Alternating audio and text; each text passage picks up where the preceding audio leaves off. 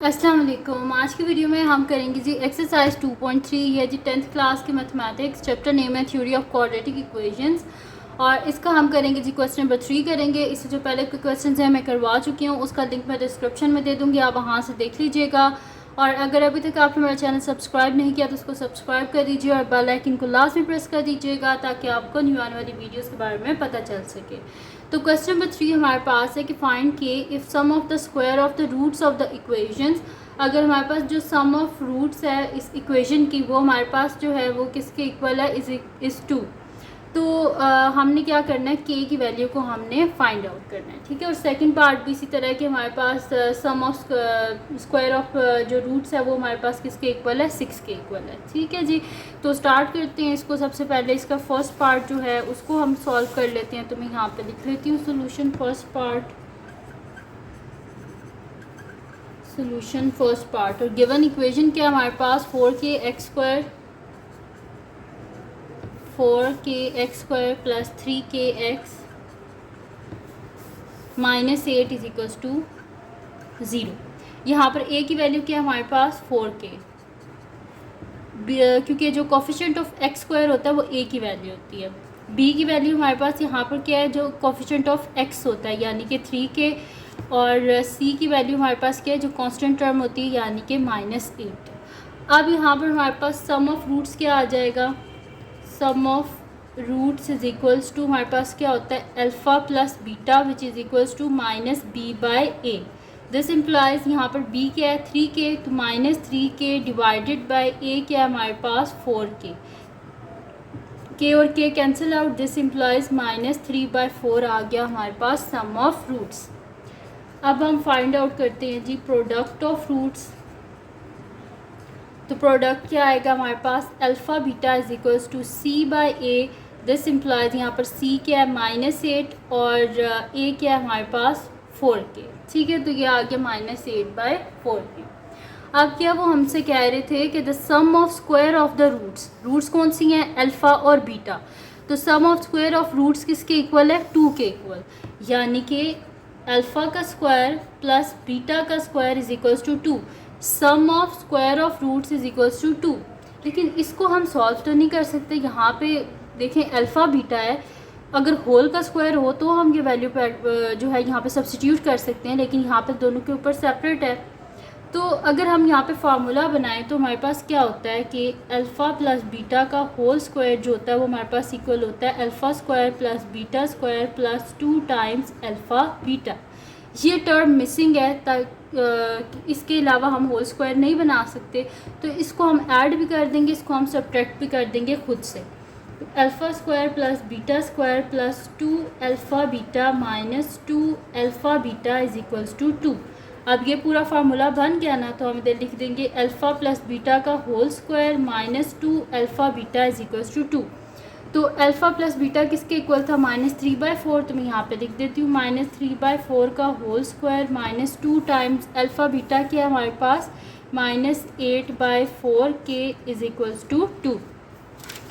तो इसको हम सॉल्व कर लेते हैं। 3 का स्क्वायर क्या हो जाएगा 9 डिवाइडेड बाय 4 का स्क्वायर 16 और माइनस साइन, क्योंकि माइनस इंटू माइनस क्या हो जाता है प्लस हो जाता है। स्क्वायर में जो माइनस साइन है ना वो प्लस में चेंज हो जाता है और माइनस माइनस क्या हो जाएगा प्लस हो जाएगा। 8 2 ज़ा 16 divided by 4k is equals to 2, ठीक है जी। क्या आ गया मेरे पास। अब यहाँ पर हमने क्या करना है, मैं k वाली वैल्यू को अलहदा कर देती हूँ और जो मेरे पास कांस्टेंट टर्म्स है ना इनको मैं अलहदा कर देती हूँ, ठीक है। तो यहाँ पर मेरे पास क्या हो जाएगा कि 16/4k is equals to 2 minus 9/16, ठीक है। 2 माइनस 9/16 हो गया। हमने क्या करना है, इधर साइड पर ही मैं आपको आगे करवा देती हूँ। यहाँ पर हम क्या करेंगे, हमने डिनोमिनेटर सेम करना है ना, इस वजह से इसको ऊपर भी 16 से नीचे भी 16 से मल्टीप्लाई कर देंगे, ठीक है। तो 16/4k इज इक्वल्स टू मेरे पास हो जाएगा 2 × 16 डिवाइडेड बाय 16 माइनस 9/16। तो 16 is equals to 4k is equals to 16 2 ज़ा 32 माइनस 9 डिवाइडेड बाय 16। तो 16/4k 32 में से 9 को माइनस करें तो हमारे पास क्या आ जाता है यहाँ पर 23 आ जाता है, तो मैं लिख देती हूँ यहाँ पे 23/16। क्रॉस मल्टीप्लाई कर लेते हैं, तो यहाँ पे मेरे पास क्या आ जाएगा, 16 into 16 is equals to 23 into 4k। 16 into 16 क्या हो जाएगा, 256 इज इक्वल्स टू 4 3 क्या हो जाएगा, 12, 2 1 कैरी, 4 2 8 1 9 90 2 हो जाएगा, और साथ में k, हमें k की वैल्यू चाहिए ना, तो k is equals to 256 divided by 92। ठीक है, यह आ गया मेरे पास। अब ये दोनों किसकी टेबल में आते हैं, 4 की टेबल में, तो divided by 4 divided by 4, this implies के मेरे पास क्या आ जाएगा, 4 की टेबल से जब से डिवाइड करेंगे तो मेरे पास आ जाएगा 64 डिवाइडेड बाय 4 2 8 और 3 हमारे पास 12 होता है, तो यहाँ पे मैं लिख देती हूँ 23। तो ये आ गया मेरे पास इसका आंसर 64/23, और यहाँ पर कंप्लीट सॉल्व हो गया मेरे पास एक्सरसाइज 2.3 के क्वेश्चन नंबर 3 का फर्स्ट पार्ट। अब हम करते हैं इसका नेक्स्ट पार्ट, जो कि हमारे पास है जी इसका सेकंड पार्ट। तो मैं नेक्स्ट शीट पे कर लेती हूँ। सेकंड पार्ट है जी हमारे पास कि अगर हमारे पास सम ऑफ रूट्स किसके इक्वल है, 6 के इक्वल है, तो इसको कर लेते हैं। मैं यहाँ पे लिख लेती हूँ solution. Second part, given equation क्या है मेरे पास, x² minus 2kx plus 2k plus 1 is equals to 0। तो यहाँ पर मेरे पास a की वैल्यू क्या है, x² का कोफिशिएंट क्या है 1, b की वैल्यू क्या है, x का जो कोफिशिएंट होता है यानी कि -2k, और c की वैल्यू कांस्टेंट टर्म यानी कि 2k प्लस 1। अब यहाँ पर हो जाएगा जी sum of roots is equals to alpha plus beta which is equals to, हमारे पास क्या होता है alpha plus beta minus B by A, this implies B क्या है -2k divided by 1, this implies -2k। ठीक है, तो ये मेरे पास आ गई यहाँ पर वैल्यू आ गई है। बल्कि एक और चीज़ है, यहाँ पर -b था ना, तो यहाँ पे बाहर भी तो एक माइनस साइन होगा, तो माइनस माइनस क्या हो जाएगा +2k। ठीक है, ये देखें ना, यहाँ पर क्या होता है -b/a होता है ना, तो माइनस साइन ये वाला और b की वैल्यू -2k, तो यानी कि +2k। और प्रोडक्ट ऑफ रूट्स क्या हो जाएगा मेरे पास, product of roots is equals to alpha beta which is equals to c/a, this implies c क्या है मेरे पास 2k plus 1 divided by 1, this implies 2k plus 1। मेरे पास आ गया जी प्रोडक्ट ऑफ रूट्स।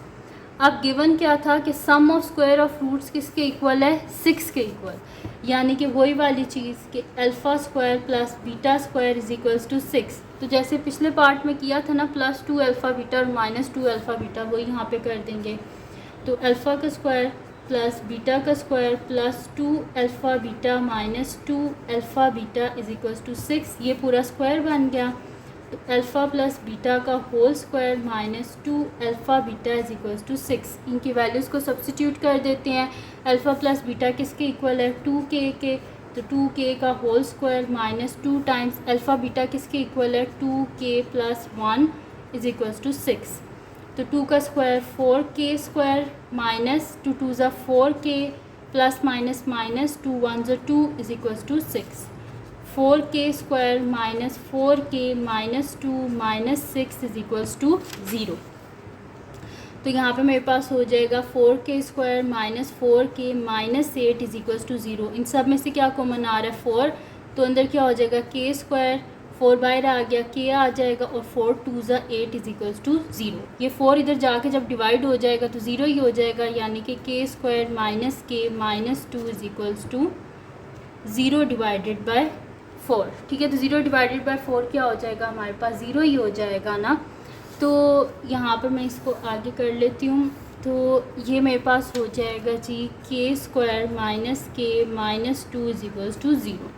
अब इधर से आगे आपकी मर्ज़ी है, क्वाड्रेटिक फार्मूला अप्लाई कर लें या मिड टर्म ब्रेक कर लें। तो मैं मिड टर्म ब्रेक कर लेती हूँ। फर्स्ट और लास्ट टर्म को मल्टीप्लाई करने से मेरे पास क्या आ रहा है, -2k स्क्वायर। तो मिड टर्म को ब्रेक कर लेते हैं। मैं यहाँ पे लिख देती हूँ k स्क्वायर, दरम्यान में माइनस ही होना चाहिए, तो मैं इसे कर देती हूँ -2k plus k minus 2 is equals to 0। अब देखें इन दोनों को मल्टीप्लाई करने से मेरे पास क्या आ रहा है, -2k इंटू k, तो करेंगे मल्टीप्लाई तो क्या आ जाएगा -2k स्क्वायर, यानी कि फ़र्स्ट और लास्ट टर्म को मल्टीप्लाई, इन दोनों को मल्टीप्लाई करने से हमारे पास क्या आ रहा था 2k² और मिडल में क्या था -k। तो इन दोनों को मल्टीप्लाई करें तो -2k²। ठीक है, तो इन दोनों को आप मल्टीप्लाई करें तो आपके पास क्या आएगा -2k² और इनको जब आप ऐड करेंगे तो -k। ठीक है, तो फर्स्ट 2 टर्म्स में से क्या कॉमन आ रहा है k, अंदर क्या आ जाएगा k-2। नेक्स्ट 2 टर्म्स में से 1 कॉमन आ रहा है, अंदर आ जाएगा k-2। एक दफ़ा इन दोनों को लिखते हैं और एक दफ़ा इन दोनों को, यानी कि k-2 इंटू k + 1 = 0। अब k-2 = 0 एंड k + 1 = 0। यहाँ से क्या आ जाएगा k = 2 एंड k = -1। ठीक है, तो ये हमारे पास हमने यही फाइंड आउट करनी थी k की वैल्यूज़, और ये हमने फाइंड आउट कर ली हैं और ये आ गया हमारे पास इसका आंसर। तो ये थी जी आज की वीडियो जिसमें मैंने आपको करवाया है एक्सरसाइज 2.3 का क्वेश्चन नंबर 3 का पार्ट नंबर 1 और 2। तो अगर ये वीडियो आपके लिए हेल्पफुल है तो इसको लाइक कीजिएगा, मेरे चैनल को सब्सक्राइब कीजिएगा और बेल आइकन को लाजमी प्रेस कर दीजिएगा ताकि आपको न्यू आने वाली वीडियोस के बारे में पता चल सके। और जो मेरे सेकंड चैनल है जिसके बीच मेरी कुकिंग की, क्राफ्ट्स की, रिडल्स की, ट्रैवलिंग की वीडियोस हैं, उसका लिंक भी डिस्क्रिप्शन में है, उसको भी सब्सक्राइब कर दीजिएगा और अपनी दुआओं में लाजमी याद रखिएगा। अल्लाह हाफ़िज़।